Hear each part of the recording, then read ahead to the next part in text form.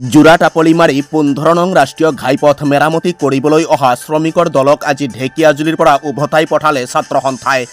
উল্লেখ্য যে তেজপুৰ মিছন চাৰিআলিৰ পৰা ঢেকিয়াজুলি হৈ ওৰাং পৰ্যন্ত 15 নং ৰাষ্ট্ৰীয় ঘাইপথ অত্যন্ত বেয়া হৈছে। বিশেষকৈ ঢেকিয়াজুলি নগৰৰ মাজমজিয়াত 15 নং ৰাষ্ট্ৰীয় ঘাইপথত প্ৰকাণ্ড গাঁতৰ সৃষ্টি হৈছে। ফলত যাতায়াতৰ ক্ষেত্ৰত দুৰ্ভোগ ভুগিছে পথচাৰীয়ে। সেয়েহে 15 নং ৰাষ্ট্ৰীয় ঘাইপথ নিৰ্মাণৰ দাবী জনাইছিল ঢেকিয়াজুলি আঞ্চলিক ছাত্ৰ সন্থাই।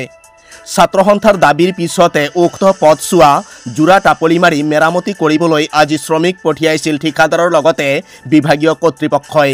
ইয়াৰ পিছতে ক্ষোভিত হৈ পৰে সদৌ শোণিতপুৰ জিলা ছাত্ৰ সন্থাৰ লগতে ঢেকিয়াজুলি আঞ্চলিক ছাত্ৰ সন্থা।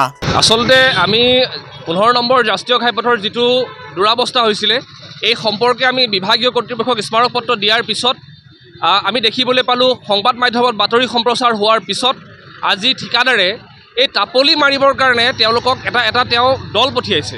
আমি সেই বনোৱাৰ দলটোক তেওঁলোকক কামৰ পৰা বাধা দিছোঁ আৰু তেওঁলোকক কৈছোঁ যে তেওঁলোকে কাম কৰিব নোৱাৰিব। এই কামৰ পৰা তেওঁলোকক আমি উভতাই পঠিয়াইছোঁ আৰু ঠিকাদাৰগৰাকীৰ মহৰীৰ লগত আমি ফোনযোগে বাৰ্তালাপ কৰিছোঁ আৰু বাৰ্তালাপ কৰি তেওঁলোকক এটা কথাই কৈছোঁ, এই যদি কামত তেওঁলোকে যদি চেলেঞ্জ হিচাপে লৈ পেলাই যদি আকৌ যদি টাপলি মাৰিবলৈ আহে তেতিয়াহ'লে তেওঁলোকৰ নামত আমি 2000 FIR আমি ছাত্ৰ সন্থাই ৰাইজৰ সহযোগত দিম, 2000 FIR দিম সাধাৰণ ৰাইজৰ লগত মিলি।